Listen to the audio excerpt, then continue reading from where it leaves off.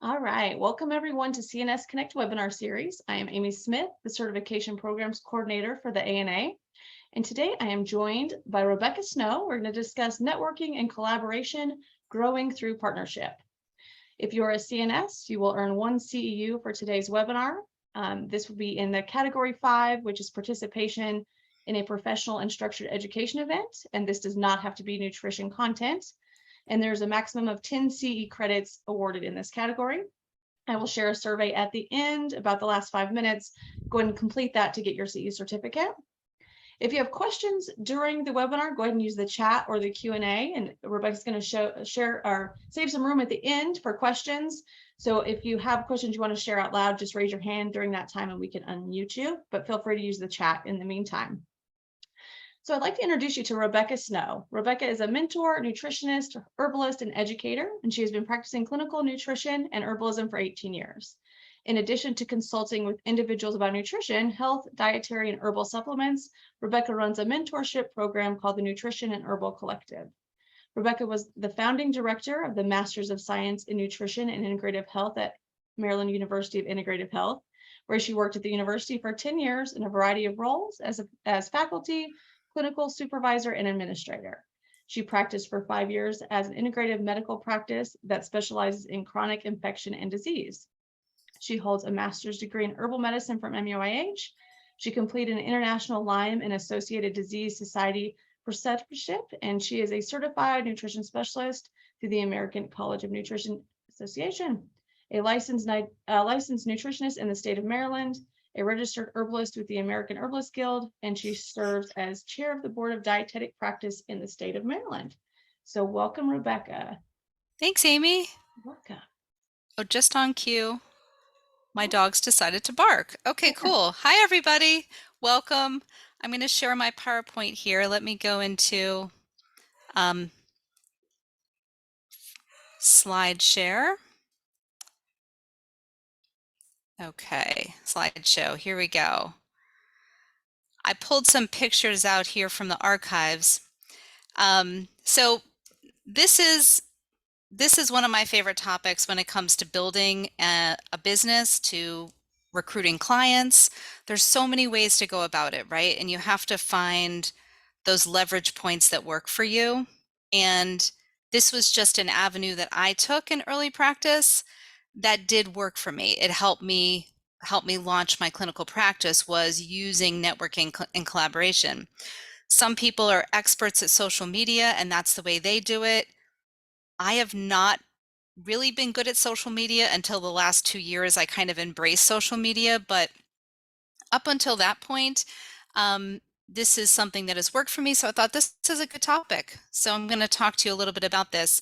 These are actually pictures from a period of time, 2003 to 2008.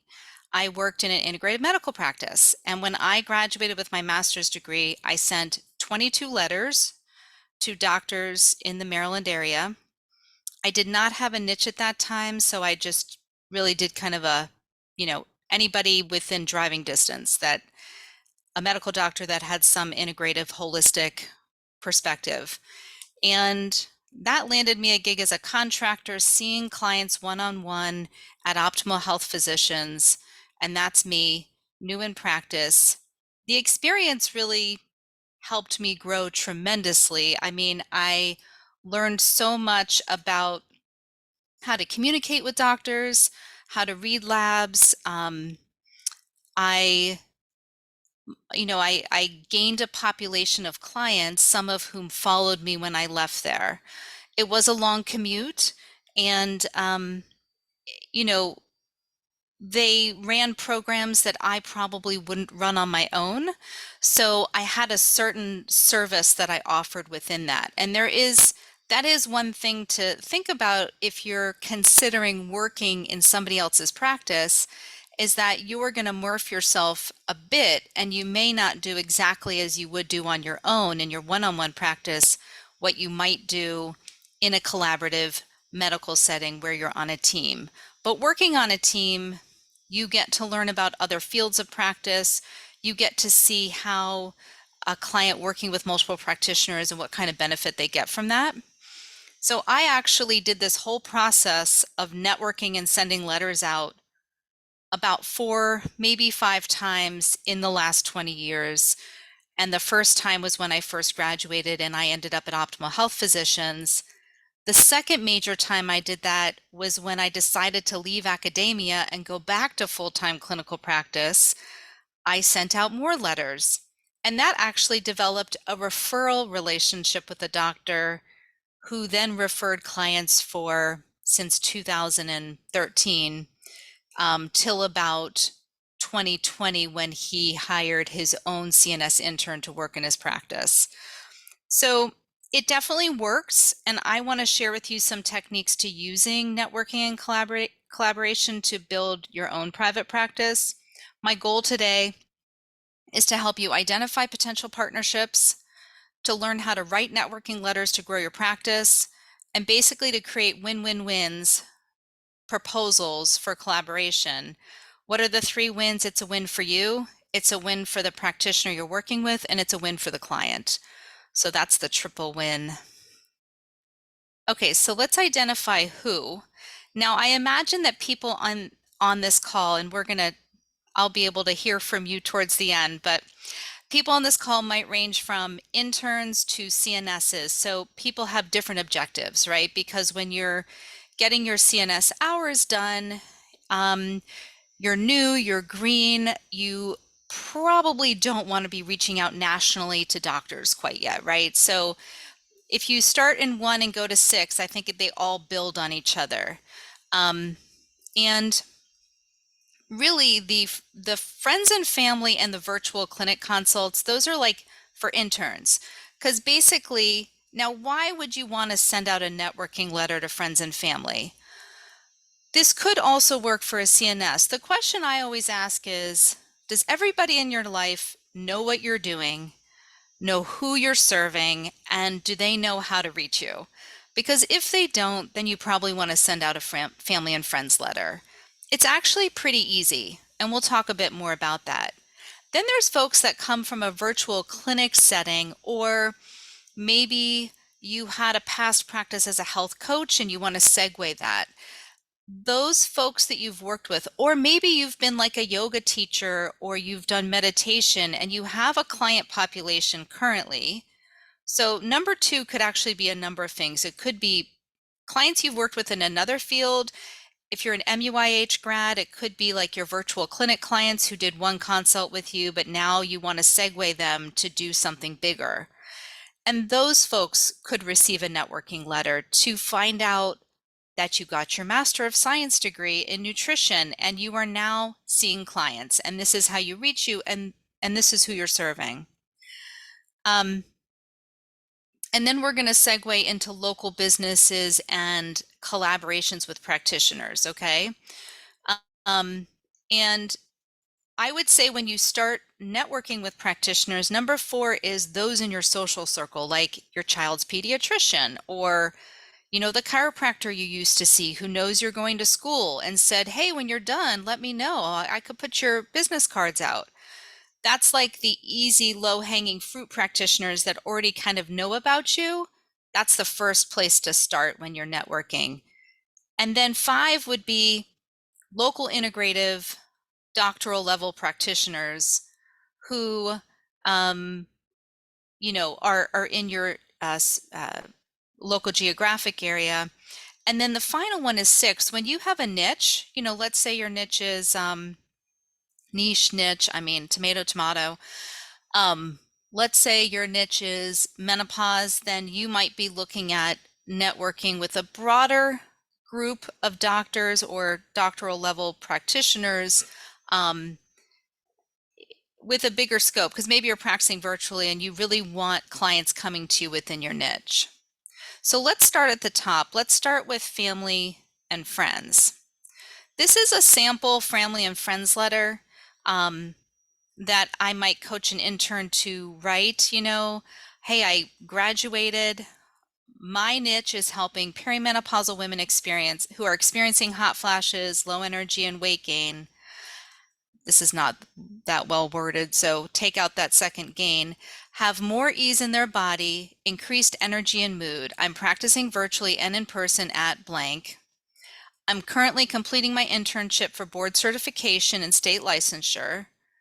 And I'll be taking a few clients. Now, you can take clients pro bono, donation-based, sliding scale. There's lots of different ways you can do this. Now, let me take a step back.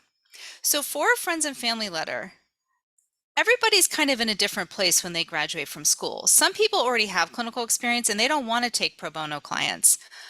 Other folks have never seen a live client in their entire life. And so it's like they want those 3 to 5, pro bono or donation-based clients within their social circles so they can get their feet wet. They can start to work out those jitters with doing a consult. And get that experience, because there's so many different schools that offer nutrition training and not all of them offer that virtual clinic experience. So the essential elements of a friends and family letter, you want to be clear with your request. Are you asking them to come see you, or are you asking them to refer people? You're sharing with them your credentials. You're telling them that you are completing board certification. So people understand that. They understand that when you graduate school, you often have to do a practicum, and that's what, a CNS intern is doing. How to schedule, and what is the payment structure, and what's the time limit on this? You definitely want to give a time limit. If you're doing a discounted rate or some kind of donation-based rate or pro bono, you want to let people know that this is only going to happen for the next 3 months. Starting in January, I will be launching my paid practice and transitioning to that. So this is only available for a short period of time.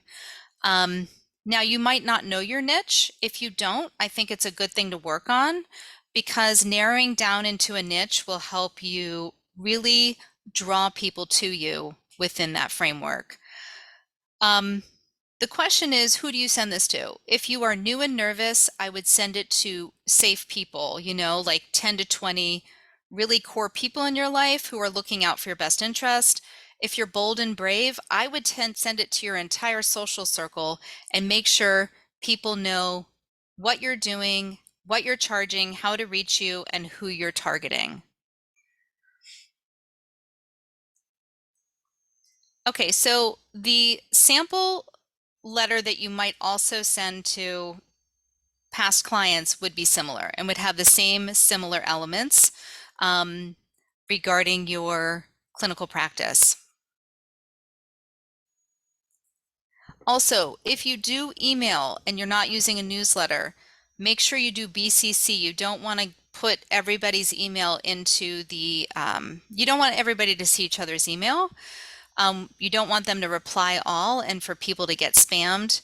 And make sure that you're not sending to people that you think would be, send to people that would appreciate your communication. So when you're sending to your entire social circle, you're probably not sending it to like all your kids' teachers and everything who might not be expecting it.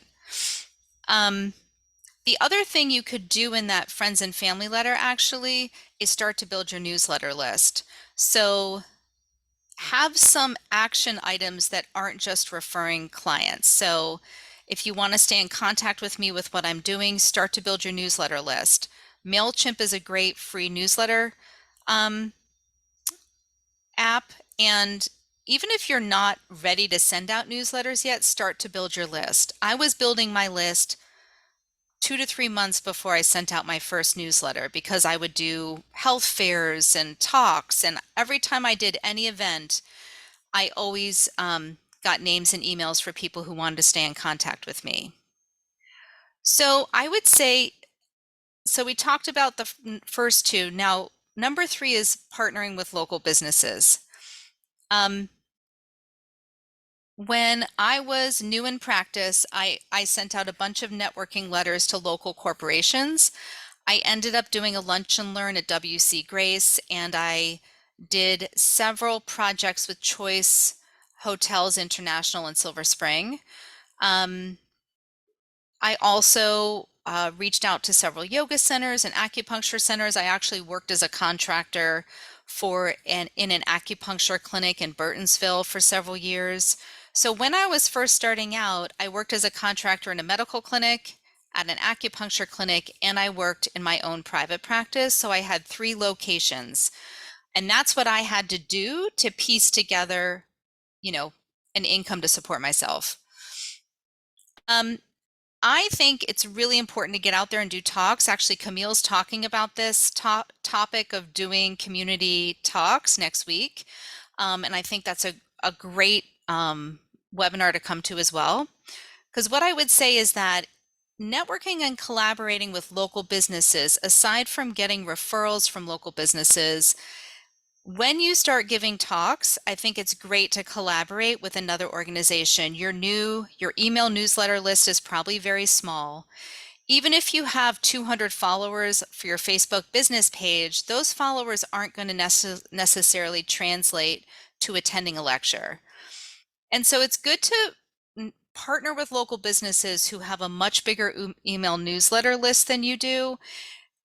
And the thing is, if you give your talk for free, I would do that in an effort to promote yourself. So for instance, let's take some of these examples. So fitness organizations would be yoga centers, Pilates, gyms.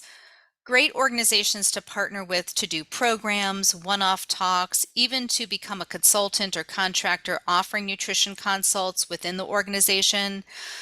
That would definitely be paid. Now, a support group, particularly within your niche. So like one of my areas of specialty is mast cell activation syndrome and Lyme disease. And I speak at support groups and I don't charge for that. Because ultimately support groups are made up of people who are struggling to find help. And, they're very grassroots organizations. They usually don't have a big budget. Now, schools, that can be a little tricky because it kind of depends on what their budget is. Senior centers are always looking for, and libraries. So these are, again, more community organizations. I wouldn't expect to make more than 100 to 200 per lecture. Now, corporations will have a bigger budget, and certainly you can pitch much higher end services.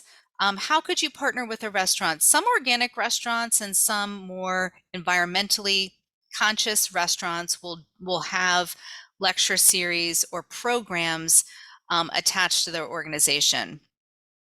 So in the beginning of my practice, I pretty much said yes to any talk opportunities. I would say every time I did a talk, I got at least 1, if not 2 clients. When I do talks in the community,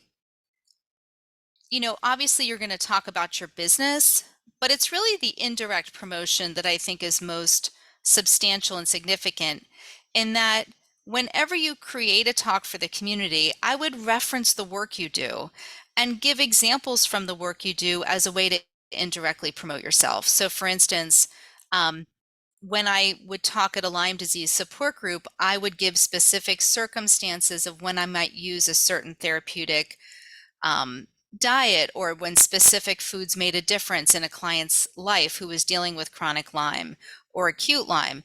And by giving specific examples like that, I am promoting my work indirectly. I think I might still have the networking letters that I sent to corporations, and I'd be happy to share that. I am going to be sending a follow-up email, so I realize I didn't include a sample letter that I wrote to like yoga centers and corporations, and I'm happy to share that. Okay, let's move on to collaborations with practitioners and doctors. So, which is actually the remainder of the talk is really devoted to this topic. Because I think it's such a big topic and it's such a leveraging point for really getting clients. So we have to remove roadblocks, and we'll talk about that. Let's talk about scope, like being clear about what our scope is as a nutritionist when we're partnering with doctoral, doctors. And I'm saying doctors, I mean naturopathic doctors, chiropractors, DOs, MDs, even nurse practitioners who can practice independently. Remember, doctors are people too. Be clear and specific about your request. When you are proposing a collaboration, you want to be very specific about what you're asking for. And then use your client, not use your clients, but your clients are networking opportunities. Again, win-win-win. Like every time you see a client, there's an opportunity to reach out to their doctor. That serves the client for you and the doctor to be on the same page, and it also serves you in the growth of your practice. Okay, so let's talk about roadblocks a little bit. So fear. Fear is a huge roadblock reaching out to doctors. I mean, a lot of people get nervous they're not going to be able to speak fluently about what they're doing. They're nervous that, they're going, and I totally get this. Fear is a big factor. A lot of my interns, when we talk about, doing those networking meetings, there is a lot of fear. Now, when you are an intern, you may not want to put yourself out there to doctors until you're a full-fledged CNS, because you want to establish that relationship from the fully credentialed footing. And that I totally get. Everybody kind of has to make their own decision around that. I definitely have interns I've worked with that feel more comfortable doing this networking once they have their CNS, and they'd prefer to do more grassroots type of client recruitment until that time. And then I have interns who want to network from the beginning and don't see the fact that they're a nutrition intern versus a nutritionist as a roadblock to their success. And I actually think your belief system is probably the most important factor here, because I have seen many nutrition interns create very successful partnerships with medical doctors as an intern, and then they segue into becoming a nutritionist, and it really doesn't hold them back. But if you believe that it will hold you back, it's probably best, just to wait. I think the key is, like, what's your growth edge? We all have growth edges, and we want to push those growth edges without putting ourselves in a situation where we feel really out of our element. If I go into something unprepared, then I feel out of my element. I always over prepare for situations. When I was fairly new, I ended up doing live TV segments, and that was a huge growth edge. I remember the first live TV interview I did, I flubbed my words. I mean, I was kind of like, I felt like the newscaster was kind of challenging me. And instead of rolling with it, like I was a little defensive, it was awkward. But I got through it. And each time I did a live television interview after that, it got easier and easier. So, there's different ways to go about it. Push yourself, but don't push yourself too far. And let's talk about resources. It's important to feel like you have the resources you need to push through those boundaries. So if fear is holding you back in your practice, I have a picture here of a quote book I created early in practice. I would just find inspirational quotes, and I would also journal affirmations for myself. I would create mantras and prayers in my, I was just showing this to an intern this week. This book I created when I was a new practitioner, and I would write little notes in it to myself.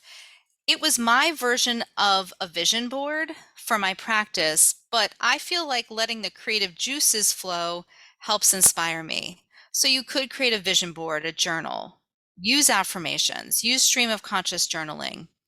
I did the artist's way, and that was actually what led me to become an herbalist and nutritionist. And in that book, you do soul dates. So once a week, you make a date with yourself, because sometimes what happens is you have an original vision and an inspiration to share nutrition with the world. Then you go to school and you get a little burnt out. Let's face it, it's a little grinding. You come out of school and now you have these 1,000 hours you need to get. Or you're done with the 1,000 hours, but you feel a little tapped out, right? We have to reinvigorate the initial, like, to ignite that fire within us that was there that started this whole journey. So whatever you do creatively to ignite that is a great way to move through the fear.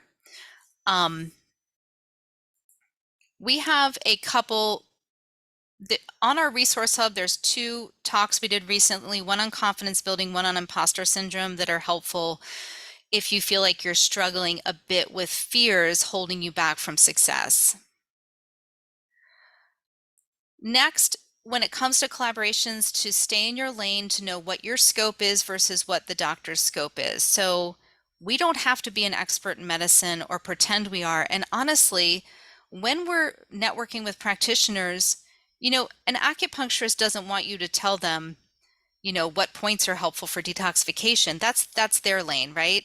Just like a doctor doesn't expect you to know what transverse myelitis is or what the etiology is. You're straight out of nutrition school, or maybe you're 2 years after getting your CNS, and there's a lot to learn. And that's why you want to work with them. You want to learn from them. So you can be honest and transparent about what your strengths and weaknesses are. You don't have to impress by knowing all the supplements, knowing, what high monocytes means. Focus on what you do best. And everybody has kind of their own flavor of nutrition. Some people love using mindfulness. Some people love being in the kitchen. Some people love dietary analysis. They love tweaking nutrients. Other people love lab assessment. Whatever your flavor of being nutritionist is, just shine that. Make sure you're clear about your scope, your title, and what your stage of, licensure certification is. Know your audience. Before you reach out to a practitioner to develop a partnership, do your background. It's as simple as a Google search. See what the reviews are. Look at their website, their affiliations, where did they go to school, what memberships do they have? Are they a part of IFM? And these are all the different types of practitioners you could collaborate with. But I love this Venn diagram. In my opinion, of these types of doctors, I do feel like the medical doctor has the best kind of complementary skills and scope to a nutritionist. In general, doctors have very busy practices. Medical doctors and DOs have very busy practices, and internists in particular. Just because people are leaving medicine, the pandemic was really hard on medical practitioners. So there's a high need for medical practitioners, and there's a high demand, low supply. So, a lot of doctors are feeling overwhelmed. They value lifestyle changes. They value nutrition for their, they value Mediterranean diet for their Alzheimer's and cardiac clients, patients, but they don't have the time to educate them. So, the full scope of what we do, which often includes supplements and herbs, is the best match for a medical doctor. If we are going to partner with an FMD, a functional medicine doctor, or a naturopathic doctor, they're probably going to overlap us more than a conventional doctor. So don't write off conventional doctors that don't bill themselves as integrative functional, because I've rarely met a doctor that does not value nutrition and food and lifestyle changes for their clients.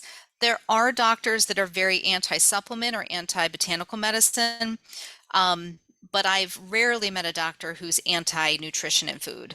So, don't be scared to reach out to conventional folks, because they probably need us the most. FMDs and NDs are a great collaboration, but often just be aware that they're going to want to prescribe the therapeutic diet. They're going to want to prescribe certain supplements, and our scope will probably be a little bit more limited to food, lifestyle, and coaching, which for some practitioners they would prefer anyway. So some things to think about. That's probably the most true with a naturopathic doctor. I was just talking to a CNS intern the other day who said she met an ND at a business networking meeting, and the ND said, "Do you use supplements?" And she said, "Yes, but I'm happy not to use supplements if we were to partner together." So be aware, that's a thing.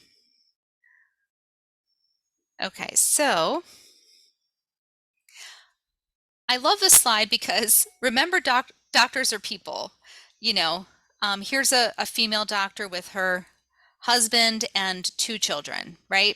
She she's serving French fries and chicken nuggets because she's too busy to cook a home cooked meal, right? Because and we understand this when you went through nutrition school. I think one of the things that happens is that we value like self-care. And then when life gets crazy, maybe your practice exploded or you're working full time, getting your 1,000 hours done. And then it's like some of those things, don't go as well as you'd hope. Um, so doctors have families, they eat, they're confused about what to eat. They build, they have busy lives. Um, and they have very little training on nutrition and they probably value it and they want to learn more. So just remembering this, you can appeal to them as people, not just as, and just kind of take them out of that like, oh gosh, I don't know how to talk to a doctor. But you know how to talk to people that are trying to feed their family because you're trying to do the same thing. Okay, so be very clear and specific when you reach out, whether it's a phone call, email, a letter, and we'll talk about writing networking letters. It's important to be clear about what are you asking for? What is your request? Are you looking for referrals? Do you want to shadow? Do you want to work in their practice? So that's important. So I have 2 slides here, one for the intern and one for the CNS. So I think that collaborating with other professionals, with practitioners, looks differently for the intern than it does for the full-fledged CNS. So as an intern, there are a number of ways that you can pitch yourself to a healthcare practitioner. And we'll talk about how to write the letter and what the steps are in that kind of collaboration sequence of potentially wooing a collaboration. Now, some folks aren't a big fan of business cards. I don't know if they work, but sometimes practitioners are happy to pass out your business cards. It would be better to actually have like a 3x5 or a half page that goes in a little bit more detail than just your email, your phone number, and your website, that actually has a little bit about your niche or services you offer. Remember to speak to the client. The biggest mistake people make in their marketing materials is speaking, doing our nutrition speak. I think you know what I'm talking about. Like, I practice integrative and functional medicine. I look at the whole person. I incorporate lab assessment and dietary analysis to give you the plan that works for you. Versus, these are your pain points and I'm going to work to support you to address those goals. So like talk to the client the way in the language they use. If it's for clients, and often those flyers would go to a client. Now, you might be open to a shadowing opportunity where you can get some observational hours, where you could sit in on doctor consults and even give your 2 cents or offer some tips for the clients coming through. You might be open to cross referrals, just getting referrals from their practice. Maybe you're open to writing educational content. You're an intern, you're getting your hours. Potentially, you're happy to work for free because you want to get those hours done. And that there's lots of different levels of arrangements that you could create or develop nutrition protocols. So particularly if you're working with an office that specializes in gut health or SIBO, then you might be pulling together some meal plans, giving workshops or a workshop series. Virtually is often a good way to do that via Zoom. If they have a space for workshops, people are really not into in-person workshops right now. The pandemic has really sent people, people are used to being home, not driving, not being around other people, for better or worse. So pitching things virtually, even if they're local, I would still pitch a virtual option. And you could offer select services. What if you don't really feel ready to pitch one-on-one consults? Then come up with some select service that feels more doable for you. So that could be doing lab evaluation. So maybe this is a functional or an integrated practice that hasn't quite dived into all the functional testing that is out there. And maybe, there was a local apothecary, Village Green Apothecary, and they don't anymore, but they used to offer these micronutrient testing through SpectraCell with a 30-minute eval from a nutritionist. That is a really tailored kind of select service. And it's usually shorter, it's usually education focused. So as an intern, you wouldn't really be able to do the full one-on-one consult where you do a whole functional nutrition evaluation, but you're still working towards practicing various competencies, and it helps you kind of bite off a service that if you're low in confidence, that you can really get your head around. So like doing pantry rehabs, you can develop handouts and you can work with each client with what's in their pantry, and you're really focused on education about food quality, food safety, and sourcing. And then last but not least is the biggest ask and the most beneficial to you is to work in their practice as a nutritionist seeing clients. And that's really what most people want. And when you write your letter, there's a way to write it with listing potential ways to collaborate, but don't settle on one. Allow the meeting with the practitioner to determine what the actual partnership looks like. But ultimately, that final one is the one that most of us most want, is the one-on-one practice, because then we're going to get clients, and a lot of clients, and we're going to have a team to work with. Now let's look at what a collaborating proposal might look like for a CNS. You've got your CNS, you don't want to shadow, you don't want to work for free, you want to make a living.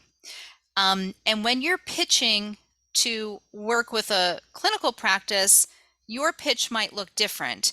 And in the sense that what you're going to pitch is going to be paid services only, workshops, seeing clients, offering specific services. I think what you have to get clear on is, who is this practice? What do they need? What are they currently not offering their clients? What can I offer their client that they're not currently offering?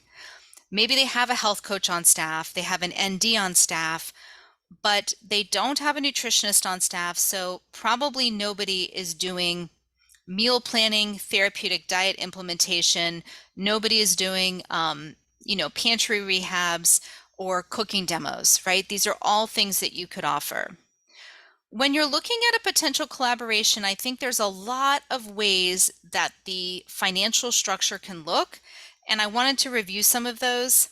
So again, you can get referrals, you can offer workshops. You could rent space. Personally, I feel like as a new practitioner, rental space is the least attractive option. I have known new practitioners to spend $1,000 a month on a rental space with only a few referrals a year.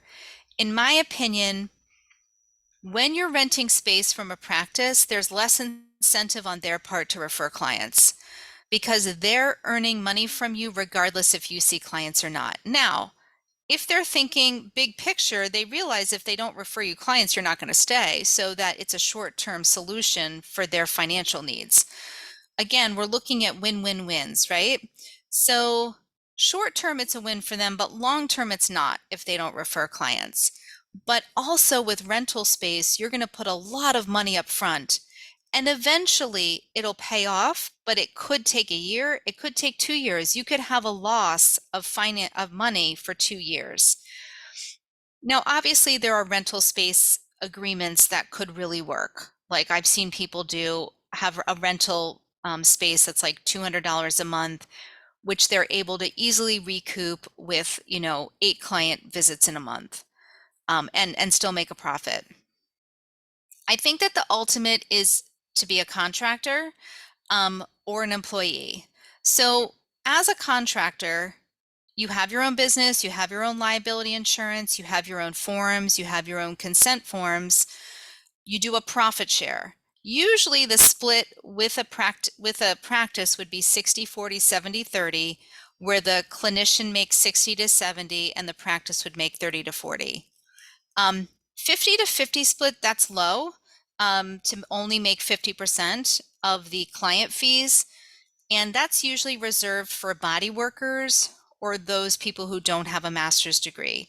Folks with a master's degree, nurse practitioners, PAs, generally it's a 60-40, 70-30 split.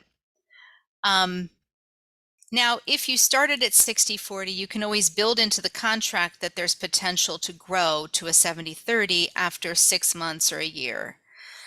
The nice thing about profit sharing is that there's an incentive for both parties to grow your practice. There's an incentive for you because the more clients you see, the more money you make, and the more clients you see, the more money that the other practitioner makes. Other benefits to the practice means deeper work with the clients, like particularly if you have a doctor who's overloaded.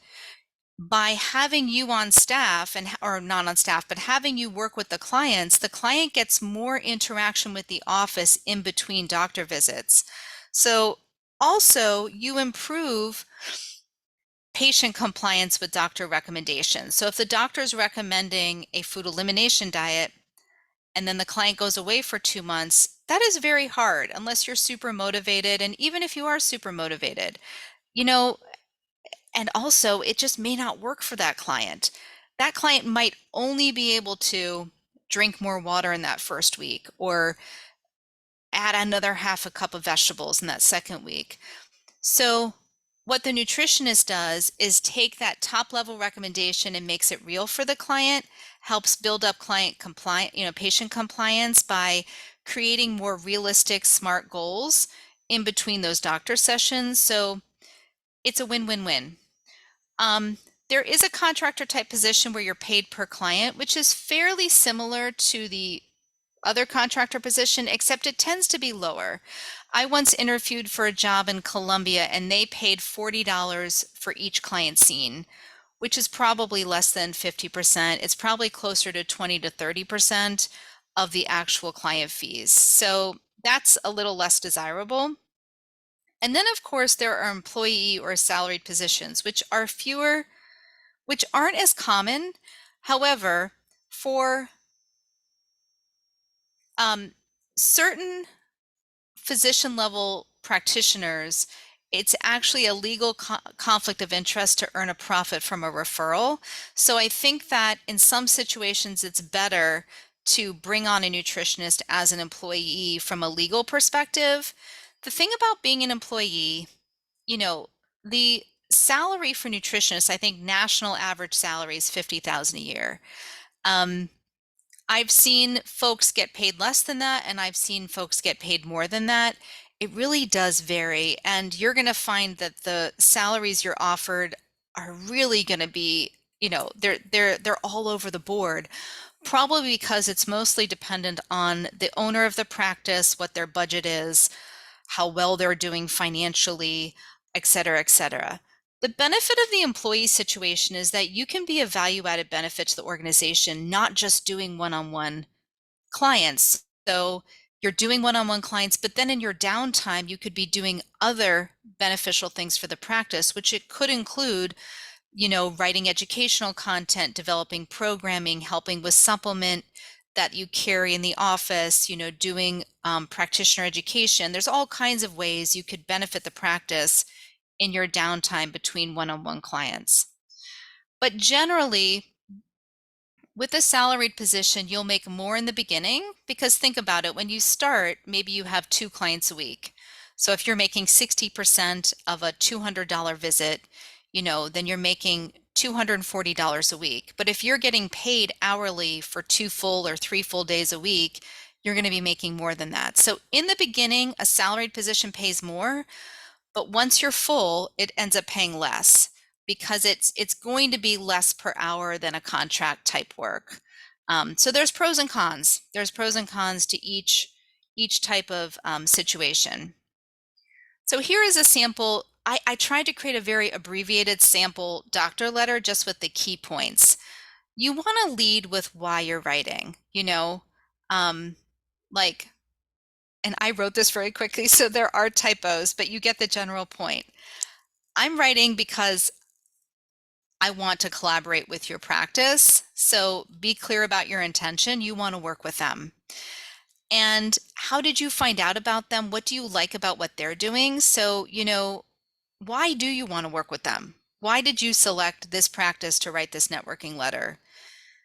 Next, you want to talk about yourself, your training, your credentials. If you've had, if you're new to nutrition, but you've been working in another industry for 20 years, say that. You're a seasoned business person who has 20 years experience in this other industry, and now you're segueing to this new field. Leverage your unique experience and let them know you're working to get board certified or you already are board certified. There are a number of ways that I can serve you and your patients, including list the ways that you can serve the practice. I can help with patient compliance because I can help make your dietary prescription come to life for each patient that you're seeing. Talk about what you're interested in, like what is your niche, your passion? What do you love about the work that you do? And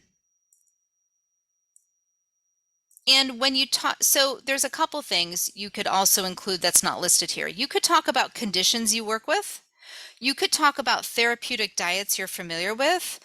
So you could list some of those because often if it's an ND or a functional medicine doctor, they're going to be familiar with elimination diet, ketogenic diet, vegan, whatever. So you can talk about different therapeutic diets you're familiar with. And you want to end the letter with specific actionable items. I want to meet and discuss a potential partnership. I'd love to learn more about the needs of your practice. I will follow up with a phone call or an email. Here's how you can reach me so we can set up a time to meet. I think the best thing to come out of a networking letter is to actually have a meeting. And the one thing actually that I left off of here would be there's how you serve the clients, but there's also what does a potential collaboration look like? So I'd love to collaborate with your office, and here are some ways that we can work together. I can see clients in your practice. We can cross-refer. I can develop workshops. I can make educational handouts. That's going back to the previous slides where we were talking about all the potential ways you can collaborate. For an intern, that's going to look different than a CNS.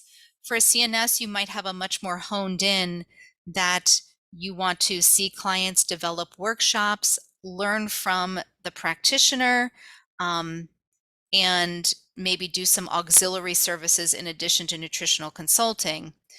What you do want to illustrate is all the ways you can benefit, right? That benefit the client and benefit the practice. And you're focusing in on the skills that best complement. So again, if it's a naturopath, you're not talking about your knowledge of supplements. You're focusing in on those tangible hands-on skills that they're not going to spend time doing, such as health coaching, counseling, reducing patient resistance to change, meal planning, recipe modifications. Those are some of the nitty-gritty things that we do that a naturopath doesn't do. And enclose your resume. So some of the things you could send along with a doctor letter would be a resume. You could send a sample meal plan you made for a client. You could send sample recommendations. You could also save the sample work that you've done for your one-on-one meeting and just send your resume. Now, how would you send this? And I realize it's 3:50, so I want to, and I'm pretty much at the end here. So identify the practices, do your homework, reach out, phone call, email to the office manager front desk. Make friends with the front desk. I would love to meet Dr. So-and-so. I'm interested in working with them, supporting your client base or your patient base. What's the best way to contact and reach them? They might be friendly, they might not be. And then if they're totally not friendly, it might not be the right fit, but maybe they'll give you some good intel. Send your letter of introduction, then reach out again, set up a meeting. And at your meeting to discuss, You could offer to do a lunch and learn. You could offer to shadow or consult with a family member or a practitioner in the practice so they get to see how you work. At your meeting with them, bring a case study, bring a sample meal plan, bring some materials with you. So if they have questions, you have materials that you can point to.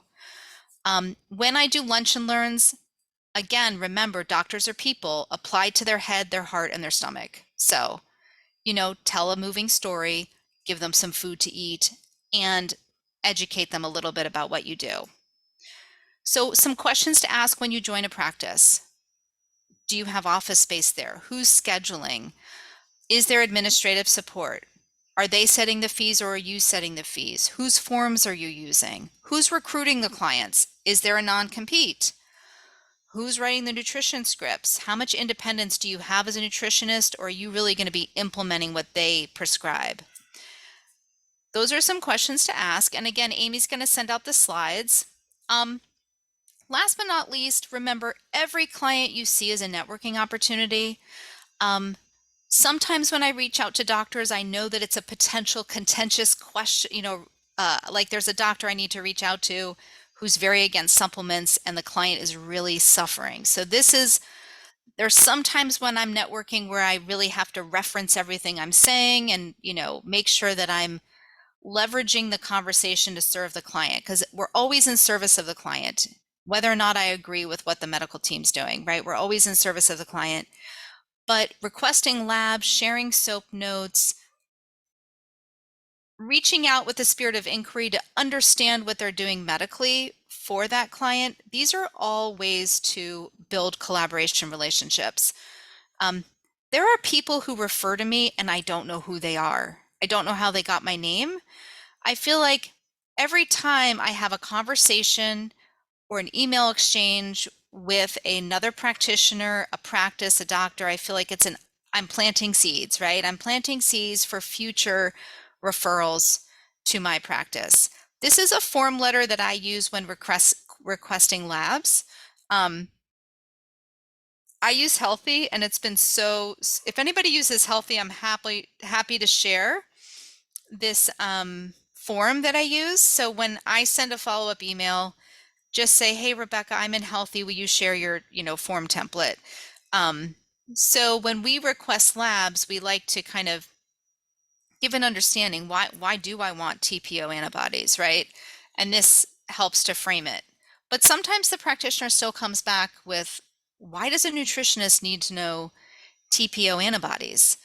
Well, as a nutritionist, we address thyroid completely differently if it's primary hypothyroidism or an autoimmune disease. So knowing that really helps guide how I'm going to work with your client. Just tell you a little bit about the Nutrition and Herbal Collective. I'm a clinician and I'm a mentor. So we run a mentorship program. There are 4 CNS supervisors in our organization. Karen, Kate, Sunny, and I in order there. Our mentorship program we offer rolling admissions. We do 3 group meetings a month and 2 one-on-one sessions a month. We also offer some other programs. We have a CNS test prep course that we are enrolling right now for the December exam. Sunny just launched Prosperous Practitioner, and we will run that again in the fall of 2023. You can go to our website and sign up for the waitlist if you're interested. Prosperous Practitioner is really all about building a successful practice. We are in the middle of developing our Seasoned Practitioner course, which will launch this fall. And that is actually going to be approximately 150-hour course that will offer observational hours for interns and CEUs for practitioners. And it will be really a deep dive into functional nutrition. I just want to mention some free resources we have. We have a resource hub on our website. Sunny and I do Facebook Lives twice a month, and we have a wonderful catalog of free educational videos there. Follow us on Facebook or Instagram. We're always publishing little memes like this, our favorites. We do have a free mini CNS test prep course, which you are welcome to reach out to. We'll send you the link for that. And you can also book a strategy call with us if you have more questions about what we're doing at the Nutrition and Herbal Collective. And I'm sorry, I did not save more time for questions. Please ask your questions. We've got 5 minutes. Courtney said, would you recommend sending a physical letter these days or an emailed letter? It depends. I would prefer to send an emailed letter. I feel like, it really could go either way. Some people probably prefer to get the hard letter, and some people probably prefer to get the emailed letter. That's why I like to reach out to the office staff first to really find out what is the best way to communicate with this particular medical practice. Would they prefer a hard letter or would they prefer an emailed letter? And then I will use whatever form of communication they prefer. Faxing is great. But yes, I would say that generally when people receive a hard copy letter from an organization they have no familiarity with, they are likely to throw it in the trash. That's another reason to call first, is to let them know to expect it. Make friends with the office manager. Other questions, feel free to unmute yourself, or you can use the chat if you have any other questions about networking and collaborating. Rebecca, there was one in the Q&A. Danielle asked, have you ever seen a CNS be contracted with the conventional MD office? And could the CNS ever be under the MD for taking insurance purposes? Definitely. Yes. I've seen several CNSs be contracted with a conventional MD. I had a conventional MD. I've had multiple partnerships with medical doctors over the last 20 years. One of them probably referred 50 clients. He valued what I did, but he was in the Johns Hopkins model. He could only had 15 minutes with a client. He had no time to do what he wanted to do. So he identified people that needed more help and he referred them. So conventional medical doctors do make good collaborative partners. And I've known several CNSs who have worked with a conventional MD taking insurance under their medical license. So in the state of Maryland, you can work under a medical doctor's license and have full scope while you're an intern. Also, you can bill under that medical practice's, insurance. So, and I've known several people to do that. I think and I think, Danielle, in your line of work, you work with infants and toddlers, and probably a lot of the practitioners you would partner with would be conventional MDs, pediatricians. If you're looking to partner with more conventional MD, I would find people who have concierge practices. I would read their Google reviews and see what people are saying. I found an amazing OBGYN that way personally. Like, I read her Google reviews. She's conventional, but she was so open-minded. She was wonderful. She would talk to me about things. She would listen to my perspective, even if she didn't agree with it. And, we can really learn a lot by somebody just by doing that kind of legwork online. But yes, I think that would be a great potential partnership. Fantastic. Oh, that was Danielle put something else in the chat there to make sure she didn't have a follow-up question. Okay. So I did put the survey for the CE in the chat and also a link to our upcoming webinars. So as Rebecca mentioned, we have Camille joining us next week on the 14th, and she's doing a webinar on how to use classes and workshops to build your practice. So that should be really good. So if anybody has any questions, or we're also looking for presenters for next year. So if you are interested, please shoot me an email, asmith@theana.org. And we look forward to seeing everyone at the next webinar. And I will send out the link and the slides tomorrow. Thanks, Amy. All right, everyone have a great day. Bye. Bye.